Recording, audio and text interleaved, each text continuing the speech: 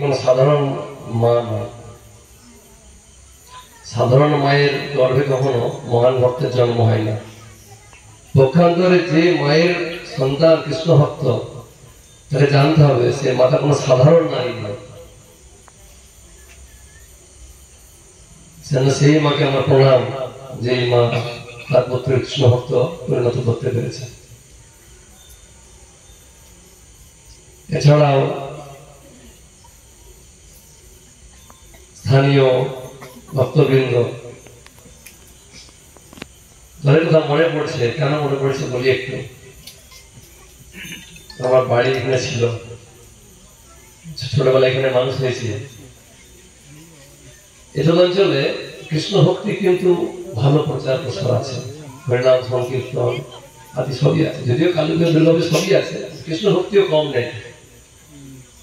ছোটবেলায় আশ্রম দর্শন যেতাম, সর্বোত্তম আশ্রম, কত কৃষ্ণের ভক্তির গান হতো। যদিও ছোটবেলা জানতাম না কিছু, খেতেই যেতাম ওই ঝাল পোড়ায় কি ওই হলে গুলো এসব তেলে ভাজা, ওই খাওয়ার জন্য যেতাম হয়তো, কিন্তু কিছু গানও শুনতাম। দোলে সামরাই না, খুব সুন্দর গান হতো, শুনতাম। হরে কৃষ্ণ মন্দির কীর্তন হতো, শুনতাম। সেইগুলো একটা স্বীকৃতি সঞ্চয় হয়ে যায়। এই আশ্রমে যাওয়া, একটু কীর্তন শোনা, এছাড়া 24 প্রহর বা রাজটা ঝোলযাত্রা, সেই হরিনাম সংকীর্তন, কৃষ্ণ মহিমা ইত্যাদি আগে অনেক হতো, অনেক। সেইগুলো আমাদের ভাগ্যে জুটেছে, জন্য নিজেকে সৌভাগ্যবান মনে করি।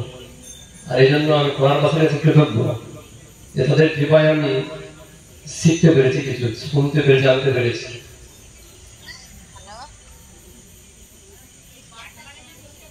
সেজন্যই যখন খোড়ারের স্থানীয় ভক্তরা আমাকে আদেশ করলেন যে বউ আমাকে আসতে হবে, আমি না বলি ঠিক আছে যাবো। খুব ভালো লাগছে, মানুষ কৃষ্ণ ভক্তি শিখছে।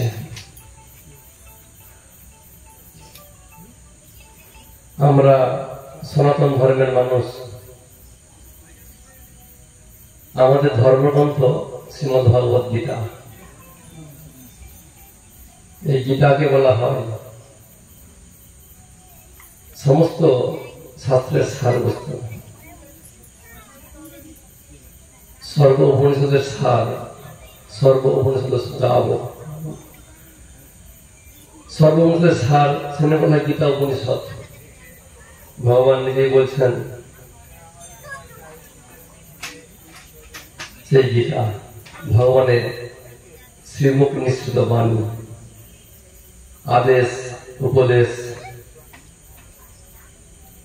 যা মনুষ্য জীবনে আইন, যে আইন আমরা মেনে চললে মনুষ্য জীবন সফল হবে। শ্রীমদ্ ভগবত গীতায় ভগবান বিভিন্ন দেবদেবীর পূজা কিন্তু অমান্য করেননি। এরকম নয় যে পূজা করা যাবে না, এরকম বলেননি। কিন্তু বিভিন্ন দেবদেবী তাদের পূজা করতে বলেছেন। 3য় অধ্যায়ে বলেছেন যারা তাদের যোগ্য ভাগ দেবতাদেরকে না দিয়ে ভোগ করেন, তারা চোর। স্তেন হয়ে বসা চোর বলে যাবে। আবার 7ম অধ্যায়ে বলছেন এই যে সব দেবদেবীর উপাসনা, এটা অল্প মেধা সম্পন্ন ব্যক্তিরা করে, কেননা সেই উপাসনার ফল ক্ষণস্থায়ী।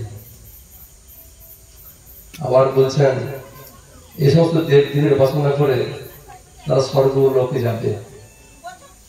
কালী, দুর্গা, শিব, কার্তিক, গণেশ, বিশ্বকর্মা, মনসা, চণ্ডীস্তলা, যা কিছু দেবদেবীর উপাসনা আছে, সেগুলো উপাসনা করলে তারা যদি সন্তুষ্ট হয় তারা স্বর্গলোকে যাবে, তাহলে পুণ্য অর্জন হবে, সেখানে ভোগ করতে পারবে। কিন্তু যখন পুণ্য ক্ষয় হবে তারা পুনরায় এই পৃথিবীতে চলে আসবে। ক্ষীণে পুণ্যে মত্তলোকং বিশন্তি। তাই ভগবান বলছেন সেজন্য দেবদেবীর পূজাটা যারা বুদ্ধিমান তারা করে না, যারা কম বুদ্ধিমান তারাই করে। কেন? এত পরিশ্রম করবে সারা জীবন আর তার ফল মাত্র ক্ষণস্থায়ী। ক্ষণস্থায়ী ফল ব্যবসায়ী কারা পরিশ্রম করে? যারা বুদ্ধিমান তারা করে না। তাই ভগবান বলছেন অন্তবর্তী ফলং তেষাং তদভবৎ অল্পমেধসাম। এই ক্ষণস্থায়ী ফল লাভের আশায় যারা দেবতার উপাসনা করে তারা অল্পমেধা সম্পন্ন। কিন্তু বুঝতে হবে ভগবান কিন্তু দেবতাদের পূজা করতে বারণ করেন না। কেন বারণ করবেন? কিন্তু স্বয়ং নিজেই দিয়েছেন সেই পূজা। কর্মকাণ্ডে সব দেবদেবীর পূজা বলা আছে, মন্ত্র যজ্ঞ সব বলা আছে। কিন্তু ভগবান বলছেন যে জামিমাং পুষ্পিতাং বাজা প্রবদ্ধতে পুষ্পিত। এর পুষ্পিত বাজ, পুষ্পিত বাক্যের নেই, আকাশ কুসুমের নেই, অবিকশিত। যেন ভগবান এসব বলেছেন, গীতাতে তার আদেশ নির্দেশ সব দেওয়া আছে। তাই গীতা আমাদের পড়া অবশ্যই কর্তব্য। গীতা হচ্ছে আমাদের ধর্মগ্রন্থ। গীতা না পড়লে, গীতার শিক্ষা না নিতে পারলে আমাদের প্রকৃত ধর্মের শিক্ষা আমরা জানতে পারবো না, কোনোদিনই পারবো না ধর্মের কি শিক্ষা দেওয়া হয়েছে। তাই আমাদের যা সনাতন ধর্মের মানুষ তাদের উচিত প্রত্যেকেরই শ্রীমদ্ ভগবৎ গীতা অধ্যয়ন করা, তাকে হৃদয়ঙ্গম করা, তবে নিজের ধর্ম নিজে বুঝতে পারবো আমার ধর্মকে কি বলা হয়েছে। খুব গুরুত্বপূর্ণ বিষয়। যে সমস্ত পিতামাতা তাদের সন্তানকে কৃষ্ণ ভক্তে পরিণত করে তিনি প্রকৃতপক্ষে পিতামাতা হওয়ার যোগ্য। শ্রীমদ্ ভাগবতে বলা হয়েছে পঞ্চম স্কন্ধে গুরুণ্য সস্যাৎ পিতান্ন সস্যাৎ জনন্য সস্যাৎ দৈবন্য সস্যাৎ য ন মচয়েৎ সমবেত মৃত্যু। সেই গুরু গুরু নয়, সেই পিতা পিতা নয়, সেই মাতা মাতা নয়, সেই দেবতা দেবতা নয়, যিনি তার আশ্রিত যে ব্যক্তি তাকে আসন্ন মৃত্যুর হাত থেকে রক্ষা করার যে উপায়, সেই পথে তাদেরকে না নিয়ে আসতে পারে, সেটা হওয়ার যোগ্য নয়।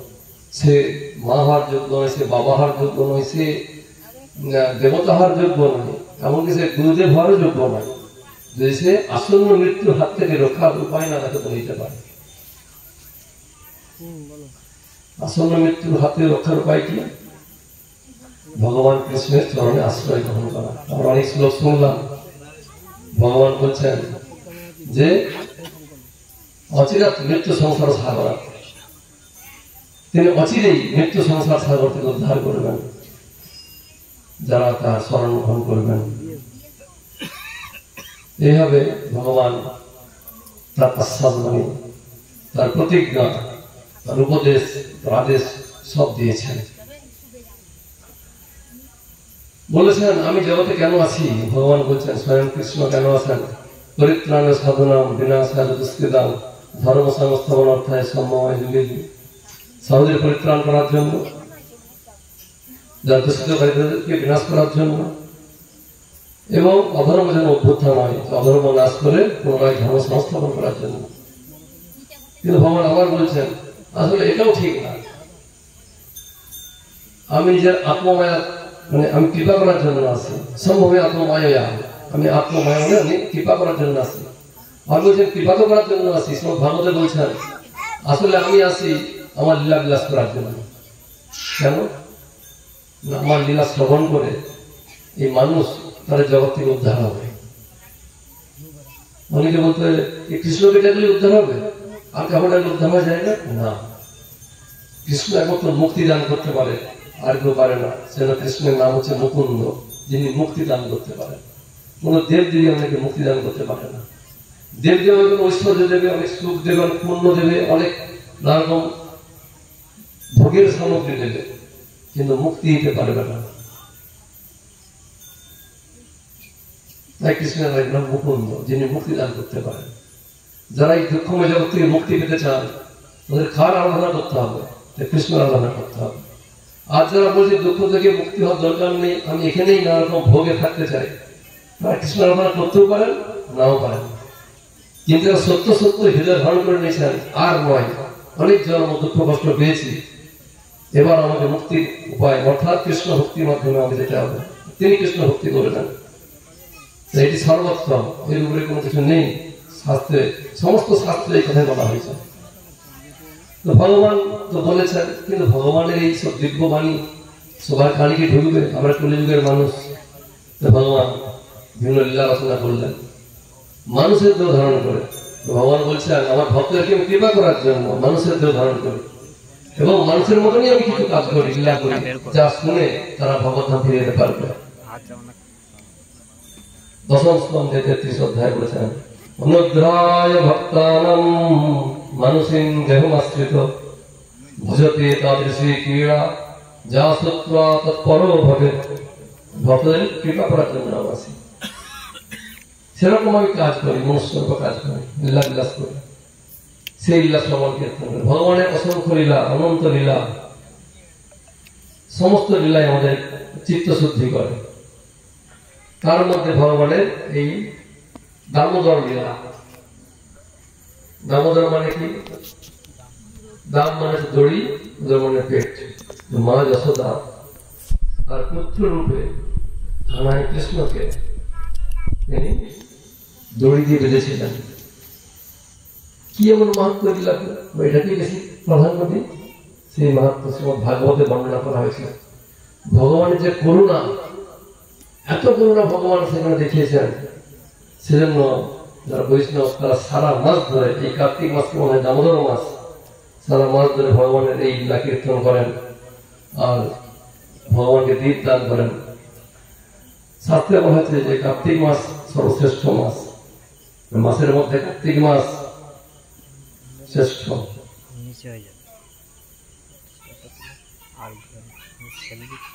এই কার্তিক মাসে যদি দান ধ্যান যজ্ঞ তপস্যা যা কিছু করা যাবে, সেই সমস্ত অক্ষয় হয়ে থাকবে।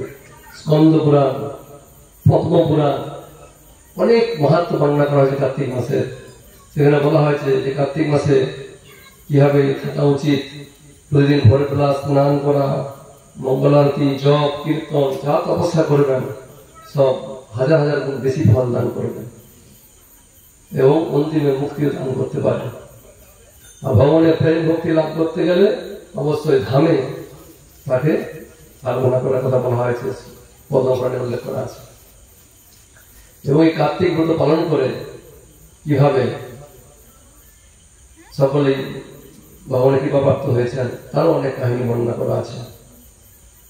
একবার সত্যভামা, ভগবান কৃষ্ণের মহিষী, 16,108টা মহিষী ছিল, তার মধ্যে 8টা মহিষী ছিল প্রধান।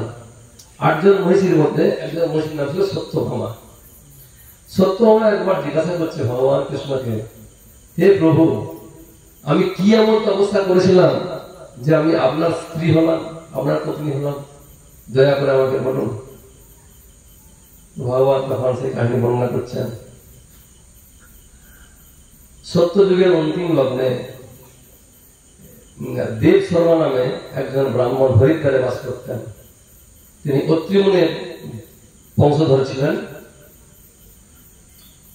তার কোনো পুত্র ছিল না, তার একটা কন্যা ছিল, সেই কন্যার নাম ছিল গুণবতী। গুণবতীর বিবাহ দিবে কার সঙ্গে? পাত্র করার জন্য তিনি দেখলেন তার শিষ্য একজন ছিলেন, তার নাম ছিল চন্দ্র, আদর্শ একজন শিষ্য। তার সঙ্গেই তার কন্যার বিবাহ দিলেন। চন্দ্র এবং গুণবতী সুখী সংসার যাপন করছিল। এদিকে দেব শর্মা চন্দ্র তারা একদিন অরণ্যে যজ্ঞের কাষ্ঠ সংগ্রহের জন্য প্রবেশ করল। তো সেই দিন দৈবক্রমে এক রাক্ষসের হাতে তাদের প্রাণ গেল।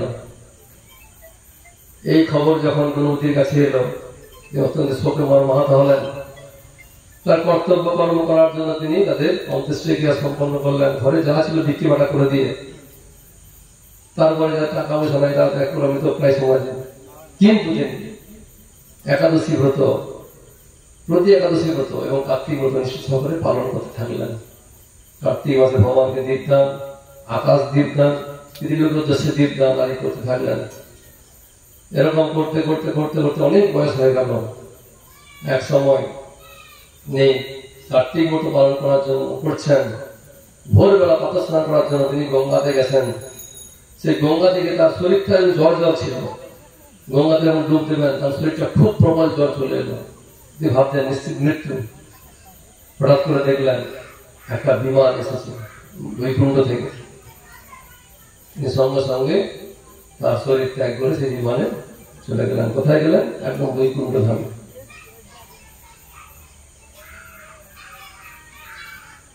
এরপরে যখন ভগবান আবির্ভূত হবেন এখানে, তখন ভগবান বললেন সমস্ত দেবতাদেরকে তোমরা মথুরায় বৃন্দাবনে মানে মথুরা মন্ডলে এক এক অংশে তোমরা জন্মগ্রহণ করো। তখন ভগবান বলেন তখন তোমার পিতা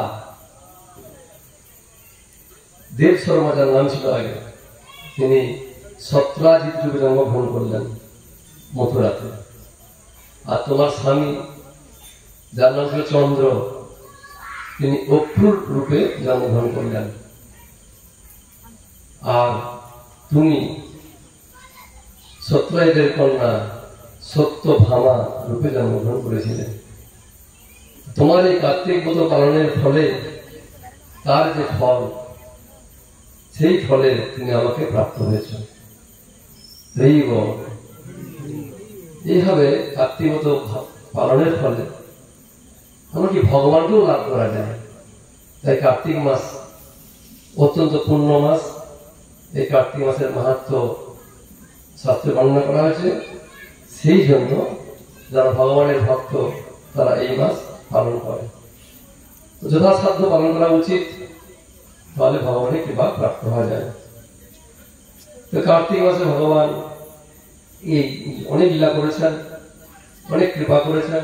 কার্তিক মাসে এই তার মধ্যে মুখ্য হচ্ছে দামোদর লীলা, তারপরে আছে রাস পূর্ণিমা, রাসলীলা, গোবর্ধন লীলা, গোপাষ্টমী, বহুলাষ্টমী, রাধাকুণ্ডে আবির্ভাব আদি সবকিছুই অনেক লীলা এবং অনেক কৃপা করেছেন ভক্তদেরকে। সেজন্য এই মাসে ভক্তরা সব শান্ত, দাস্য, সখ্য, বাৎসল্য, মধুর এই 5 রকমের মুখ্য রসের ভক্তরা ভগবানের কৃপা প্রাপ্ত হয়েছিলেন। তাই এই মাসে সব রসের ভক্তই ভগবানের বিশেষ কৃপা প্রাপ্ত হবেন। তো এই দামোদর মাসে যে লীলা হয়েছিল, এই দাম বন্ধন লীলা যা হয়েছিল একদিন। কোন দিন? সেই দিন ছিল দীপাবলি উৎসব। শ্রীমদ ভাগবতে বর্ণনা করা হয়েছে, একদা গৃহদাসীষু যশোদানন্দ গেহিনী কর্মান্তারযুক্তাসু নির্মমন্ত স্বয়ংবুদ্ধি। একদা একদিন, এক সময়। কোন সময়? সেই সময় বলা হচ্ছে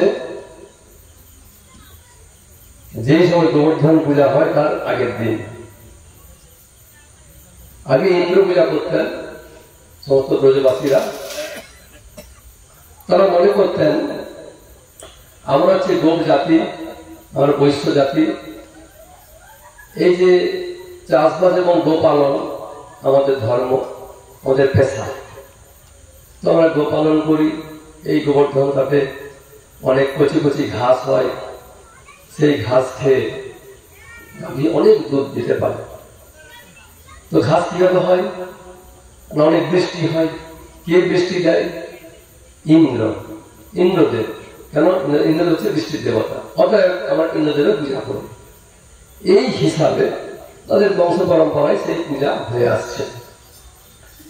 একদিন বলতে এই ইন্দ্র পূজার উৎসবে যে আয়োজন হচ্ছিল, সে আয়োজনের জন্য তার আগের দিনে যশোদা মা তার সমস্ত দাস দাসীকে, যেখানে আয়োজন হচ্ছিল অর্থাৎ এই উপানন্দের বাড়িতে, নন্দ বাবার ভাই উপানন্দ, তার বাড়িতে পাঠিয়ে দিয়েছিলেন। ঘরে কেউ ছিল না, পাঠিয়ে দিয়ে তিনি স্বয়ং নিজে দধি মন্থন করছিলেন। তো তিনি কেন দধি মন্থন করবেন? তার তো অনেক দাসদাসী আছে, আর দাসদাসীকে কেন পাঠিয়ে দিলেন সেখানে? কেননা এর আগে অনেক কিছু ঘটনা ঘটে গেছে।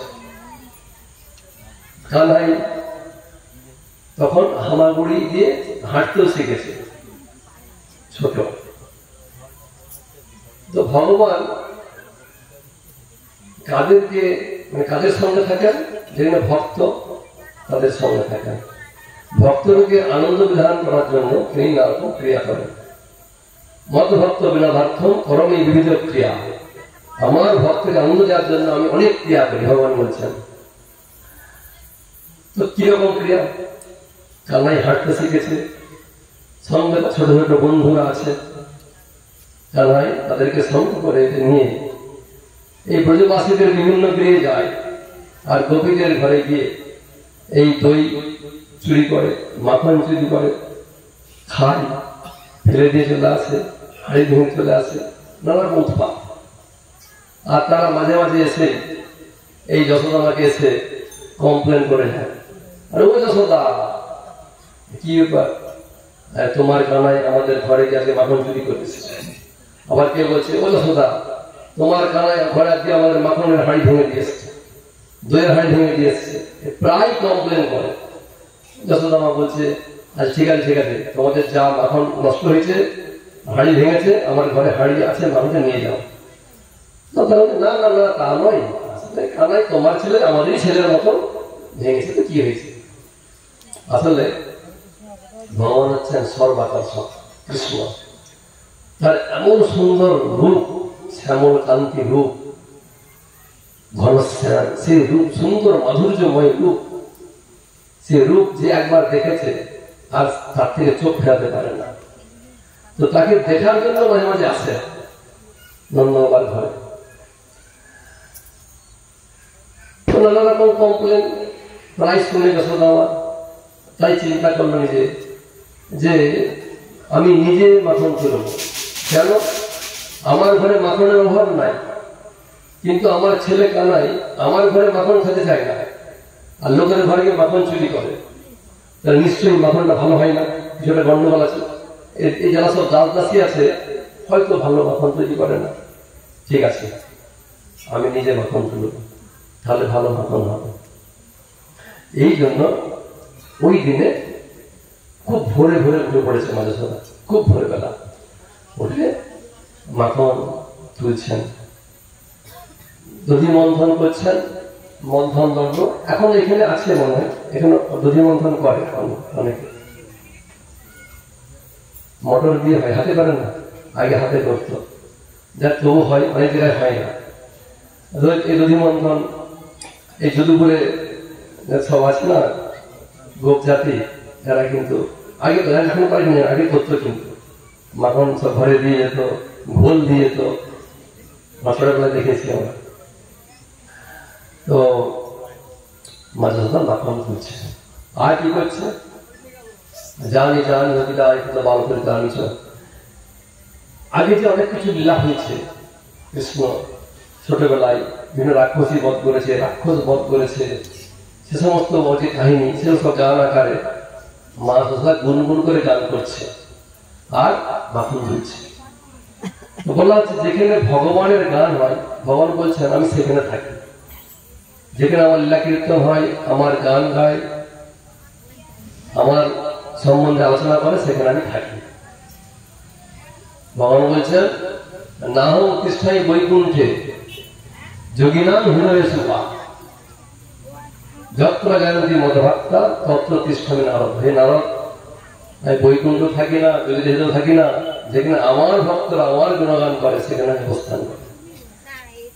এখন মা যশোদা ভগবানের ভক্ত, তিনি ভগবানের গুণগান করছেন, ভগবান কি করে শুয়ে থাকবেন কি করে? তাই কানাই উঠে পড়েছে, উঠে গুটি গুটি পায়ে এসেছে। এই মা যেই মন্থন দণ্ড দিয়ে মন্থন করছিলেন, সেই দণ্ডটা ধরেছে, দণ্ড ধরেছে, মা আর মন্থন করতে পারছে না। তখন যশোদা মা শিশু কানাইকে তার অঙ্কে স্থাপন করে স্তন্যপান করাতে লাগলেন। এইভাবে তার মুখের দিকে তাকাচ্ছেন আর গান করছেন। হঠাৎ করে দেখেন উনানে দুধ ফুটাচ্ছিলেন পোড়া। সেই দুধটা কিন্তু কোন সাধারণ দুধ ছিল না, সেই দুধটা ছিল পদমা গন্ধা গাভীর দুধ, মানে যেই দুধে পদ্ম ফুলের গন্ধ ছিল সেই দুধ। এটা কৃষ্ণের জন্য স্পেশাল দুধ ছিল, এটা স্পেশাল পদ্মা গন্ধা। হ্যাঁ, পদ্ম ফুলের গন্ধ ছাড়া দুধ না, সাধারণ দুধ না, স্পেশাল দুধ একদম। সেই দুধটাকে ফুটিয়ে তার সাথে দই করে সেই দুধের মাখন কৃষ্ণের জন্য করা। দুধটা নষ্ট হয়ে যাবে তো, সঙ্গে সঙ্গে কৃষ্ণকে ফেলে দিয়ে মাছ ছুটে গেছে, দুধ সামলা করে কৃষ্ণ রেগে গেছে। ভগবান লাগে নাকি আমার? আসলে ভগবান বলছেন না আমি মানুষের মতো ক্রীড়া করি, রেগে গেছে। কি আমাকে ছেড়ে দিয়ে চলে গেল? দেখাচ্ছে ভগবান। তখন ওই দইয়ের হাঁড়িটাকে এক হাত দিয়ে তুলেছে, একটা রোলা ছিল, রোলা দিয়ে তিনটা মেরে দিয়েছে।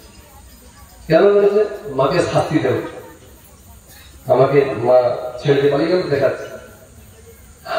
যেই মেরে দিয়েছে সঙ্গে সঙ্গে দই বেরিয়ে গেছে, ভেঙে গেছে না হাঁড়িটা, ভয় পেয়ে গেছে। কি হবে এখন? তো মা মারবে আমাকে। ছুটে অন্য ঘরে পালিয়ে গেছে। গেছে যত আগের দিনে মাখন ছিল, দই ছিল, বাসি ছিল, নিজে খেতে আরম্ভ করেছে। কেন? খেলে আমার শরীর খারাপ হবে, আমার শরীর খারাপ হলে মা কষ্ট পাবে, আমাকে শাস্তি দেবে কি করে? ছেলে যখন শরীর খারাপ হয় তখন শাস্তি হবে যে ছেলেকে নিয়ে পড়ে থাকে। আর অনেক বানর ছিল, বানরগুলো ডেকেছে হাত দিয়ে, বানরগুলো এসছে আর সে বানরদেরকে মাখন দিচ্ছে, দই দিচ্ছে।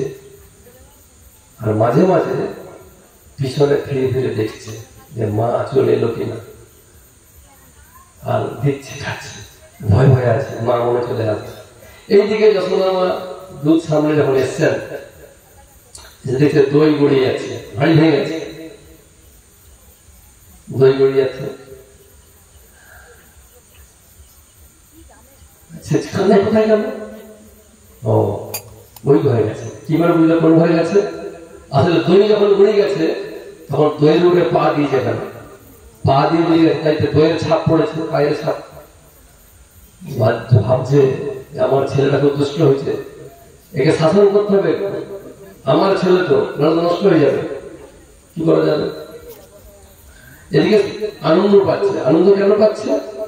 যে আমার ছেলেটা গায়ের শক্তি হয়েছে, ভালো, এইটুকু বাচ্চা ছেলে শক্তি হয়েছে, বুদ্ধি হয়েছে। কি শক্তি হয়েছে না, ছোট্ট হাতে সে হাঁড়িটাকে তুলেছে এক হাতে, আর একটা নোড়া দিয়ে ঢুকে দিয়েছে, এটা শক্তি। আর বুদ্ধিটা কি? উপরে মারেন, উপরে মারলে তো দই বেরোবে না, নিজের দিকে মারলে দই বেরোবে, এই বুদ্ধিটা হয়েছে। সবই ঠিক আছে, কিন্তু খুব দুষ্ট হয়েছে। এই দুষ্ট ছেলে এখন থেকে দুষ্টামি করছে, পরে বড় হয়ে কিনা হয় তো আমি মা আমার শাসন করা উচিত। একটা ছড়ি নিয়ে কানাই যেই ঘরে গেছে সেই দিকে গেছে। এখন যখন ছড়িটা হাতে দেখেছে, ওই বানর গুলো লাফিয়ে নেড়ে পালিয়ে গেছে। তখন কানাই বুঝতে পেরেছে নিশ্চয়ই কি ব্যাপার হলো, বাড়ির গুলো তো খাচ্ছিল মাখন দই, চলে গেল কেন? পিছনে ফিরে দেখে মা দাঁড়িয়ে আছে, খুব গম্ভীর, দেখছে পালাতে হবে। এখন মায়ের যে অবস্থা, মা ধরলে কিন্তু দেবে। তখন সেই টুল ছিল, টুল থেকে লাভ মেরে ছুটছে মোকালি ঘরের মধ্যে, মাও ছুটছে ফেরার জন্য। দাঁড়া, তুই যাবি কোথায়? দাঁড়া, ছুটছে। দেখবে যে মায়ের ধরা পড়ে যাবো, তাহলে পালিয়ে যায়। কোথায় যাবো? বাইরে পালিয়ে যায়। রাজপথে পালিয়ে গেলে মা আসবেন। মা তো গৃহবধূ, গৃহবধূরা বাইরে যায় না, ছুটে পালিয়ে গেছে। ঘরে তো কেউ ছিল না, তো ঘরে তো সবাইকে পাঠিয়ে দিতে কাজে। কিন্তু যশোদা মা ছাড়া আজকে ঘরের বাইরে বেরিয়ে গিয়েছে, ছড়ি নিয়ে ছুটছে, দাঁড়া দাঁড়া দাঁড়িয়ে গেল, দাঁড়া। ভগবান কৃষ্ণ কানাই ছুটছে। কানাই পুত্র হিসাবে মা যশোদা দেখছে, কিন্তু সে ভগবান। তো বৈষ্ণব আচার্যরা বলছেন ভগবানকে লাভ করার জন্য অনেক মুনি ঋষি যোগী কোটি কোটি জন্ম তপস্যা করে, তার ধ্যান করে, তাকে লাভ করার জন্য, তাকে ধরার জন্য। আর সেই ভগবানকে ধরার জন্য তার ভক্ত যশোদা, মা যশোদা হাতে ছড়ি নিয়ে ছুটছে, লাঠি নিয়ে, দাঁড়ালো মারবো দাঁড়া। তো মাছটা একটু ভারী ছিল, শরীরটা ভারী ছিল, ছুটতে পারছে না, কষ্ট হচ্ছে। তো ভগবান দেখছেন আমার ভক্ত খুব কষ্ট করছে, দেখি কতটা এলো। যখন পিছন ফিরে দেখেছে আর সঙ্গে সঙ্গে মা ভক্ত ধরে ফেলেছে। যেই ধরেছে এতক্ষণ চুপচাপ ছিল কান্নায়, সঙ্গে সঙ্গে কান্না স্টার্ট। কিরকম কাঁদছে? খুব কাঁদছে। ভাব যদি কান্নাকাটি করি তাহলে মা ছেড়ে দেবে, কিন্তু কান্নাকাটি করছে, মা ছাড়ছে না। দেখছে মা তো একদম বলছে বল আর বদমাশি করবি, হ্যাঁ চোর কথাকার। কাঁদছে, মনুষ্যত কম্প, ঘন ঘন শ্বাস নিচ্ছে, মানে এই প্রাণ যাবে এরকম করতেছে। দুই হাত দিয়ে চোখ মুছছে, চোখের কাজল গুলো গোটা মুখে চোখে ভর্তি হয়ে গেছে। আর মায়ের তাকাচ্ছে, মায়ের দেখি মায়ের কি পরিস্থিতি। মা তো রাগ কমছে না, ভাবছে অন্য সময় একটু কান্নাকাটি করলে মায়ের রাগটা কমে যায়, মাকে করলে তুলে নেয়। আর তো মায়ের অন্য মুখ, মায়ের যা ভাব, মা তো আজকে কিছুই মানছে না। তখন খুব কান্না শুরু করেছে, ঘন ঘন কাঁদছে। কাঁদছিস কেন, ঘন এত শ্বাস নিচ্ছিস কেন? বলছে মা তোমার ছবিটা ভয় পাচ্ছে। ঠিক আছে, ছবিটা ফেলে দিচ্ছে। ভাবিস মতো ছেড়ে দেবো, চল। চোর কথাকার, সব আমরা ঘরে ঘরে চুরি করিস, বংশতে সব চোর। কানাই বলছে আমি চোর না তুমি চোর। চুপ। বানর কথাকার, বানর সব বন্ধু, ডেকে ডেকে খাওয়াস। বলছে বানর আমার বন্ধু, বন্ধুরা দেখি ডেকে খাচ্ছি সবাইকে। তুমি ছেড়ে দাও মা, আমি ঘরে থাকবো না, আমি জঙ্গলে চলে যাবো, আমি থাকবো ওদের সঙ্গে থাকবো। আমি বলছে ছেলে তো খুব রাগি ছেলে, একে ছাড়লে তো মানুষ কি চল বেঁধে রাখবো আর কি, তোমার সব দেখাচ্ছি। এরকম সব হতে হতে সব যারা গোপীরা সব ঘর থেকে বেরিয়ে এসছে। আরে কি হলো কি হলো কি হলো? আজকে মাখন চুরি করে খেয়েছে, দইয়ের হাড়ি ভেঙে দিয়েছে। বলছে ও আপনি লোকের ঘরে চুরি করতে এখন নিজের ঘরে চুরি করেছ, ধরা পড়ে গেছে, বাহ খুব ভালো হয়েছে, খুব ভালো হয়েছে। কান্নায় চুপ। আজ দড়ি দিয়ে বেড়া হতে হবে। মা যশোদা একটা উদু ফলে দড়িটা বেঁধেছে। কি দড়ি? খোপার যে দড়ি ছিল দড়িটা ফেলেছে। বাচ্চা ছেলে, 2.5 বছর 3 বছর বয়স, কি এমন বয়স, ছোট ছেলে, দড়িটা কত দড়ি লাগবে, সামান্য দড়ি লাগবে। কিন্তু ওই কাঠের সঙ্গে যখন পেটে বাঁধতে যাচ্ছে, দড়ি আর বাঁধতে বাঁধতে গিট দিয়ে যাচ্ছে না, গিট দিয়ে দড়ি কম পড়ে যাচ্ছে। আর দড়ি নিয়ে আরো দড়ি নিয়ে এসছে, আরো কম পড়ে যাচ্ছে। তো তখন সব গোপীরা দড়ি নিয়ে আসছে, দড়ি দিচ্ছে, যত বাঁধে কম পড়ে যাচ্ছে। কি ব্যাপার? অনেক গোপী বলছে তুমি কানাকে বাঁধতে পারবে না, এর একটা আমার শক্তি আছে, তুমি পারবে না। আসলে ভগবানের ঐশী শক্তি একটা, ভগবানের বাঁধতে দেয়নি। আরে যার পেট থেকে সমগ্র বিশ্ব সৃষ্টি হয়েছে তাকে কে বাঁধবে? আর ভগবান হচ্ছেন অসীম, যার সীমা নেই, যার সীমা নেই তাকে কে বাঁধবে? তাই ভগবান শক্তিকে বাঁধতে দিচ্ছেন। এদিকে মা যশোদা ছাড়া প্রাপ্ত না, আজ তবে বাঁধবই বাঁধবে। কখন থেকে শুরু হয়েছে এলাকা? ভোর থেকে। ভোর থেকে শুরু হয়েছে, কতদের দুপুর গড়িয়ে গেছে, খাওয়া দাওয়া সব বন্ধ, আজকে বাঁধব। তো যশোদা মা তো ভগবানের ভক্ত, তো ভগবান দেখছেন আমার ভক্ত আমাকে লাভ করার জন্য, আমাকে এত ভালোবাসে, আমার ভালোর জন্য কত চেষ্টাই না করছে। ঠিক আছে ধরা দিই। তখন ভগবানের কৃপায় মা যশোদা তখন দড়িকে গিট দিয়ে দিলেন। তো বৈষ্ণব আচার্যরা ব্যাখ্যা করছেন, তাহলে এতক্ষণ কেন বাঁধতে পারেন, এখন কি করে বাঁধতে পারেন?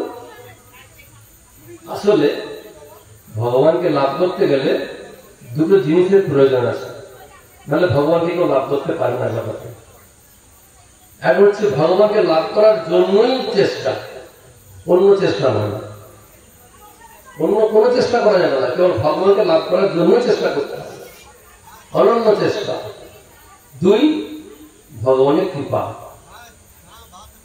তো দুটো ঠিক অ্যাডজাস্ট ছিল না।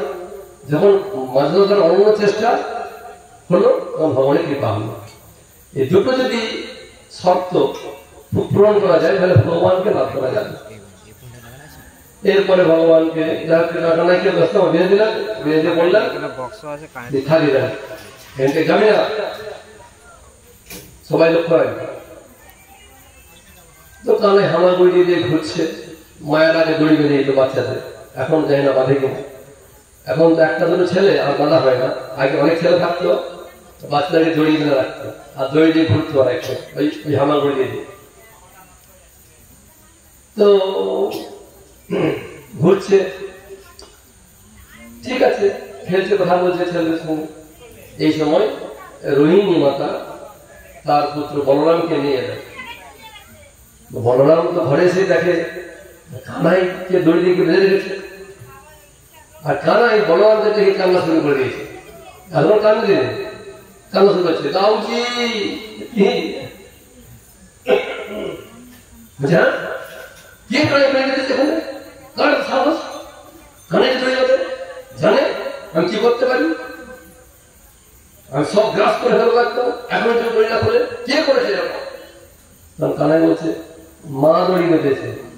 বোঝায় সব চুপ করে গেছে, মা বেঁধেছে বাইরে।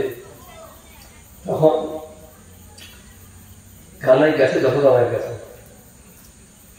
যে মা, ও মা, কানের দড়িটা খুলে দাও না, দড়িটা খুলে দাও না। কানাই কাঁদছে, বলছে বেশি বাবা বলি যা, বেশি চালাবি না, যা যা যা বেড়ে যা। ও মা আমি খুলে দিই, বলছে না তুমি খুলে দাও না, না হবে না, যা যা বেশি খুলে যা। এটাও হলো না। তখন বলছে তুমি জানো মা কানাই কে? বলছে মা বলছে কে? কানাই পরম পুরুষোত্তম ভগবান, কানাই যুগে যুগে অবতীর্ণ হয়, তিনি আসেন নৃসিংহ রূপে, হিরণ্যকশিপুকে বধ করেন, তিনি আসেন বলরামের রূপে, হিরণ্যাক্ষকে বধ করেন, তিনি রামচন্দ্র রূপে রাবণকে বধ করেছেন। আচ্ছা তাই নাকি, তিনি ভগবান? আচ্ছা তুই কে? আমি শঙ্কর ধন, অনন্ত শেষ, আমার একটা ফুৎকারে পুরো বিশ্বমণ্ড প্রলয় হয়ে যায়। আচ্ছা লাঠি আমি যেতে হবে নাকি দেখছি তো ছুটে পালিয়ে গেছে। যত অবতার আমার ঘরে, হ্যাঁ।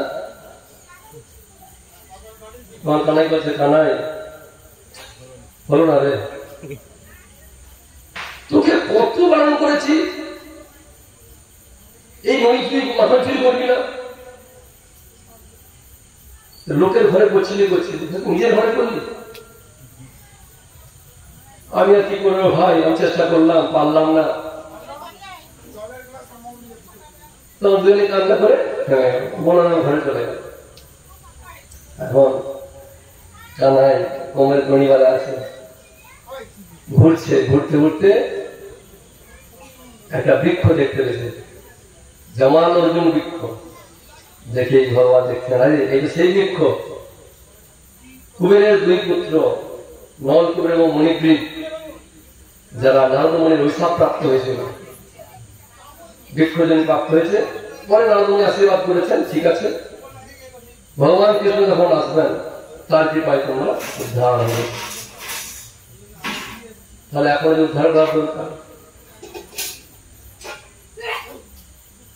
তো আচার্যরা ব্যাখ্যা দিচ্ছেন, আচ্ছা ওখানে তো গাছটা বহুদিন ধরেই আছে, একদিনকে দেখতে পাননি কৃষ্ণ, আজকে দেখতে পেলেন? আসলে তা না। বলছেন আসলে কৃষ্ণ এখন বুঝতে পারছেন যে বন্ধন দোষার কি জ্বালা। সেই নলকুবের মণিগ্রীব এরা বন্ধন দোষায় আছে, আরে কি কষ্ট না পাচ্ছে। তাই ভগবান তাদেরকে উদ্ধার করার জন্য যে উদুক হলে মা যশোদা বেঁধে রেখেছিলেন, সেই উদুক হলটাকে আস্তে আস্তে টানতে টানতে সেই দুটো গাছের মাঝখানে নিয়ে গেলেন। নিয়ে গিয়ে একটা হেঁচকা দিতে সেই গাছ সমূলে উৎপাটিত হলো, মূল সহ বিরাট গাছ। এমন শব্দ হলো, সেই শব্দ শুনে ব্রজবাসীরা অজ্ঞান হয়ে গেছে, এত শব্দ হয়েছে। কেন প্রায়শই ওষুধের উৎপাদ হয়, কিন্তু ওই সময় তো কোনো মেঘ নেই, আকাশে কোনো বজ্রপাত নেই, কিছু বজ্রপাতের মতন শব্দ হয়েছে। কিছুক্ষণ পরে সব ব্রজবাসীরা এসছে, ছুটে এসছে, নন্দবাবা এসছে। নন্দবাবা এসে তার কোমর থেকে দড়িটা খুলেছে, খুলে তুলেছে। কি হয়েছিল, কি করে কাজ করলো? তো কৃষ্ণের সখা ছিল, তারা বলছে এই কানাই এই উদুঘর টাঙ্গাতে নিয়ে গেল, তারপরে একটা হেঁচকাইতে গাছটা উল্টে গেল, উল্টে যাওয়ার পরে সেখান থেকে দুজন দিব্য পুরুষ বেরোলো। দিব্য পুরুষ, তারা সব দিব্য অলঙ্কারে ভূষিত এবং জ্যোতির্ময় তার শরীর। তারা কানাইকে প্রণাম করে তারা প্রদক্ষিণ করলো, অনেক স্তব্ধতি করলো। তারপর একটা স্বর্গীয় বিমানে তারা উড়ে চলে গেল। তারা দেখেছে, বলেছে, কিন্তু বাচ্চাদের কথা কে আর মানে? বলছে সব বাজারে লোক হচ্ছে, কেউ বিশ্বাসই করে না ছোটদের কথা। তারা ভাবছে হয়তো কিছু ওষুধ উৎপাদ হয়েছে না, কে জানে। তো নন্দ বাবা কানাইকে তুলে কোলে নিয়ে চলে এসেছে, নিয়ে এসে তাকে স্নান টান করিয়ে তাকে গাভীর দুগ্ধ পান করিয়েছে। তারপর বলছি আমি মায়ের কাছে না যাবো না। এই করে করে প্রায় সন্ধ্যে হয়ে গেছে। এদিকে রোহিণী মা এসে কানাইকে ডাকছে, কানাই আমার কোলে আয়। না যাবো না। বলরাম বলছে আয় আমার সঙ্গে যায়। না যাবো না, তুমি আমাকে কিছুই করতে পারো নি, আমার বন্ধন দিতে পারো নি। রোহিণী বলছে আমার কোলে আয়। না যাবো না। আমাকে যখন ভাবছিল কত ডাকলাম, রোহিণী মাতা বাঁচাও বাঁচাও, তুমি একবার আসো না। বলছে ছিলাম না বাবা, না আমি যাবো না তোমার। কি ব্যাপার? নন্দবাবাকে কানে কানে বললো যে যশোদা রানী সকাল থেকে কিছু খায়নি, না খেয়ে ঘরে বসে আছে, এখনো পর্যন্ত খায়নি। কেন? তার অনুশোচনা হচ্ছে, আজকে আমার ছেলেটা যদি মারা যেত কি হতো, গাছটা উল্টে তাদেরকে বেড়ে ভুল করেছিলাম। এই অনুশোচনায় তিনি খুব অন্তরে ব্যথিত হয়েছেন। নন্দ মহারাজ বলছেন কানাইকে যে তুই মায়ের কাছে যাবি? না যাবো না। রোহিণী মা বলছেন তুই কে দুধ খাওয়াবে? আমি বাবার কাছে দুধ খাওয়াবো, আমি গরুর দুধ খাওয়াবো, চিনি পাতলা মিষ্টি দিলে আমি সেই দুধ খাওয়াবো। কার সঙ্গে খেলে? আমি এদের সঙ্গে খেলবো, সকালের সঙ্গে খেলবো। এখন তো যশোদা মাতা খাইনি কিছু, অন্তরে ব্যথিত। তখন নন্দবাদ বলছে তোর মা সত্যি তোকে খারাপ করেছে, তোর মাকে আমি মারবো।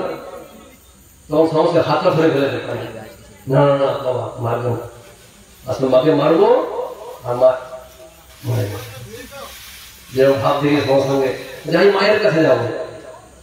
তখন তার সঙ্গে সঙ্গে রোহিণী মাতা কোলে নিয়ে যশোদা মায়ের কাছে নিয়ে গেলেন। যশোদা মা তাকে চুম্বন দিলেন, আলিঙ্গন স্তন্যপান করালেন।